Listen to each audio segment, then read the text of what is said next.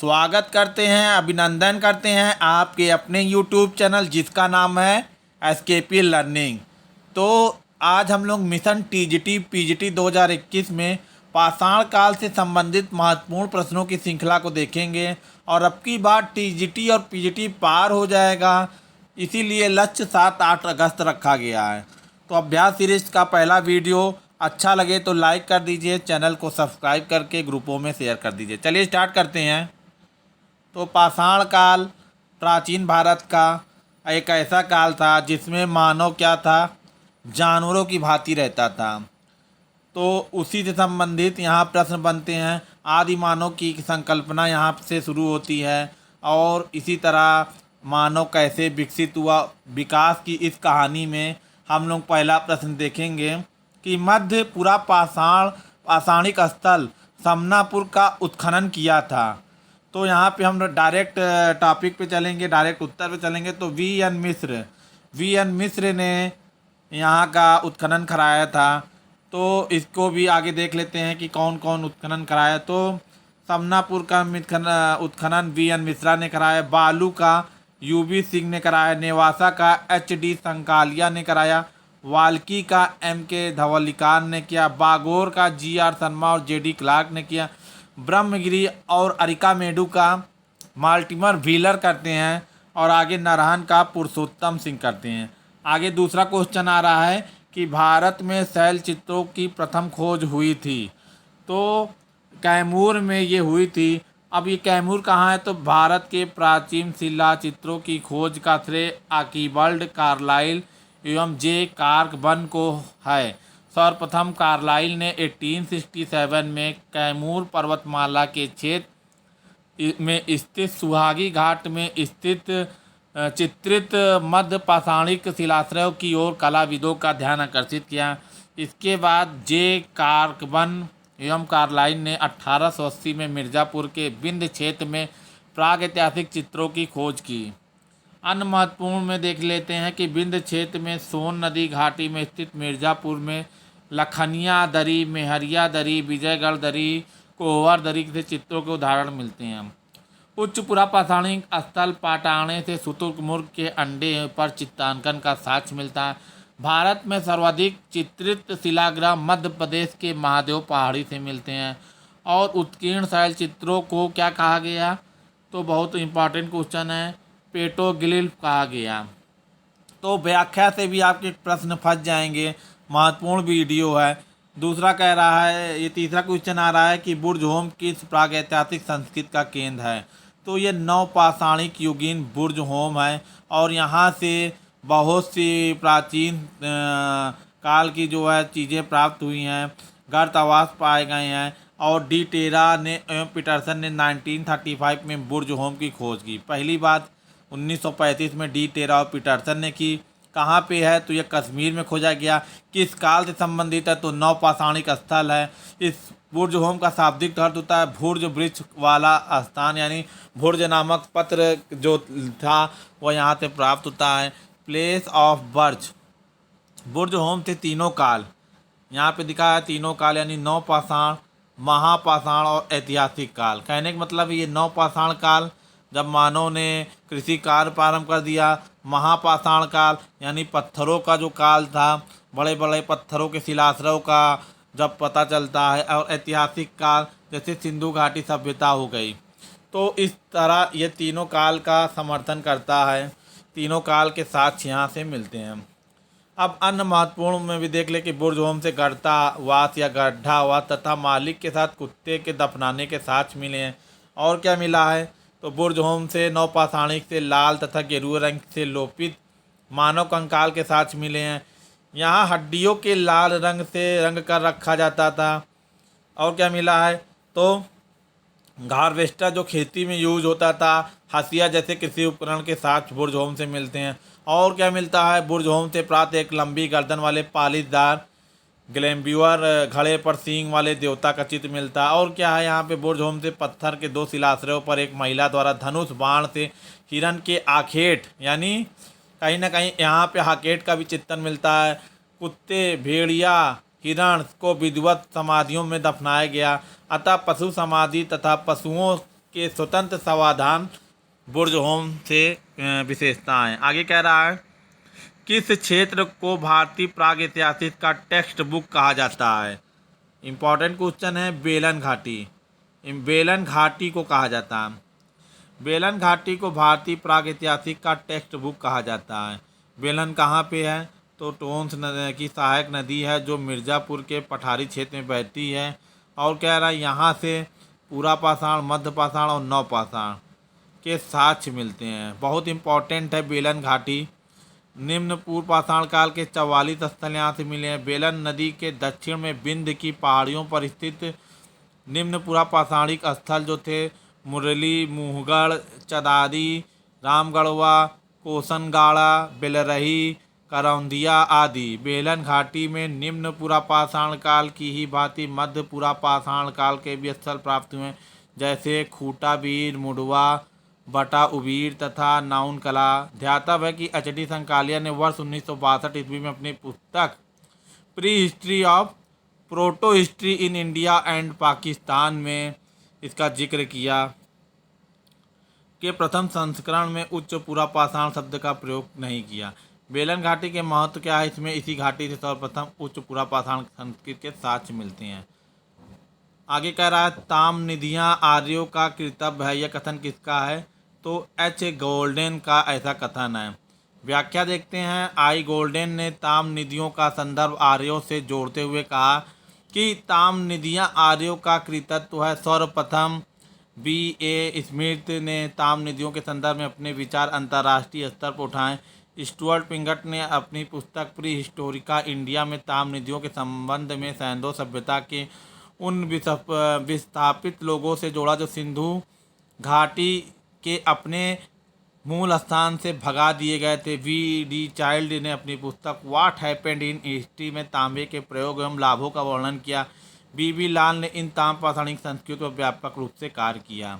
Next कह रहा है कि किन नव पाषाणिक स्थलों से गर्त आवास के साक्ष्य मिलते हैं? तो गर्त आवास आपके बुर्जहोम से प्राप्त होते हैं। और कहाँ से प्राप्त होते हैं? तो आपके गुप्त कराल से, यानी गर्तावास के साक्ष्य मिलते हैं कहाँ से? बुर्जहोम। कहाँ पड़ता है? तो ये जम्मू एंड कश्मीर का स्थल है जहाँ से पूरा पाषाण काल, महापाषाण काल और ऐतिहासिक काल से संबंधित साक्ष्य प्राप्त होते हैं। यानी इसकी प्रामाणिकता इतनी ज़्यादा महत्वपूर्ण है कि ये बार बार प्रश्नों को रिपीट किया जाता है। व्याख्या आप लोग देख लिए कि जम्मू कश्मीर के नौ पाषाणिक स्थल बुर्जहोम और गुप्त कराल से मानव के गर्त में घर बनाकर रहने के प्रमाण मिलते। बुर्जहोम के आवासीय गड्ढों में सीढ़ियाँ बनी थी। गुप्त कराल से 2 कक्षीय आवासीय गड्ढे 2 चैम्बर ड्वेलिंग पिट्स की प्राप्ति होती है। अब पूछा जाएगा कि 2 चैम्बर ड्वेलिंग पिट्स कहाँ से प्राप्त हुए हैं? तो गुप्त कराल से। नेक्स्ट पूछा जा रहा है, भारतीय स्थल पर गड्ढे खोदने के साक्ष्य निम्नलिखित में से किस प्राचीन स्थल पर पाए गए हैं? तो देखिए बुर्जहोम से पाए गए हैं और रंगपुर से पाए गए हैं। यानी यहाँ पे गुप्त कराल ना होने के कारण बुर्जहोम हो जाएगा और रंगपुर हो जाएगा। नव पाषाणिक स्थल बुर्जहोम है, गुप्त कराल जम्मू कश्मीर में है तथा हड़प्पाई स्थल रंगपुर से गड्ढे खोदने का प्रमाण मिला है। ताम पाषाणिक स्थल इनाम गांव से भी गर्त गिरी के प्रमाण मिलते हैं। तो इस तरह बहुत इम्पॉर्टेंट ये सब व्याख्या है। तो आप लोग इसकी व्याख्या को देख रहे हैं, कितनी ज़्यादा इम्पॉर्टेंट व्याख्या इसमें दी गई है। भारतीय उपमहाद्वीप में निम्नलिखित में से किस स्थल से सर्वप्रथम होमिनिड जीवाश्म की खोज की गई है? तो हथनोरा थे। व्याख्या देख लेते हैं। 5 दिसंबर 1982 ईस्वी के भूविज्ञान सर्वेक्षक अरुण सोनकिया ने नर्मदा घाटी के हथनोरा से आदि या प्राचीनतम होमो सोफियंस, जिसको होमो इरेक्टस की खोपड़ी प्राप्त हुई, जिसे होमो इरेक्टस नर्मदेसिस की संज्ञा दी गई। यह भारत में प्राचीनतम मानव जीवाश्म है। जीवाश्म यानी जो उसके साक्ष्य प्राप्त हुए हैं जीव के।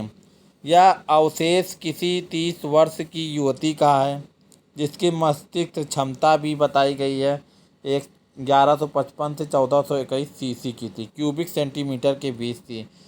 कुछ अन्य महत्वपूर्ण में देखिए 1997 में A.R. सांख्यन ने हथनोरा से ही इसी होमिनिड युवती के कंधे की एक हड्डी प्राप्त की।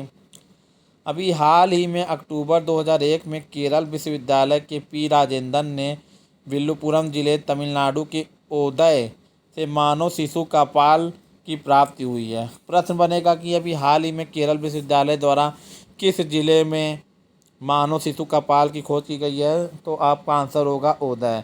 तो व्याख्या अभी बहुत महत्वपूर्ण है, इससे भी क्वेश्चन बनने की बहुत संभावनाएं हैं।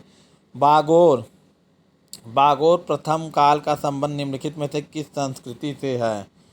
तो बागोर का संबंध क्या है? मध्य पाषाण काल से है।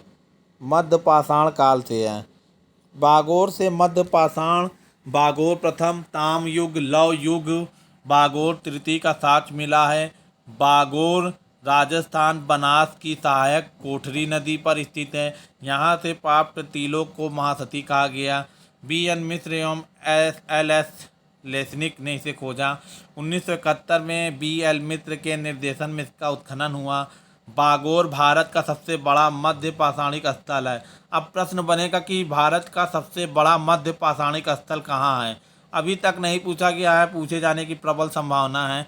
तो बागोर जो है भारत का सबसे बड़ा मध्य पाषाणिक स्थल है। यहाँ से प्राचीनतम साक्ष्य मिले हैं। बागोर से चेलसेडनी औजार, कसाई खाना यानी साटर हाउस के साक्ष्य मिलते हैं।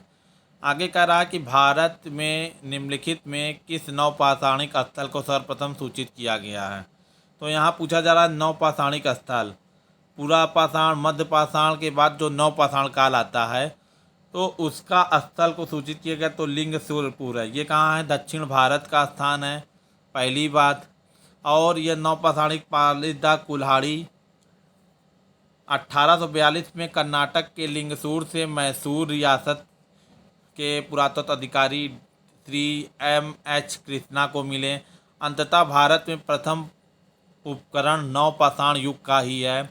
और 1860 में, यहाँ देखिएगा मित्रों, 1860 में ले मैसूरे ने उत्तर प्रदेश के इलाहाबाद जिले में स्थित टोंस नदी की घाटी से नवपाषाण काल के पालिशदार सेल्ट प्राप्त किए।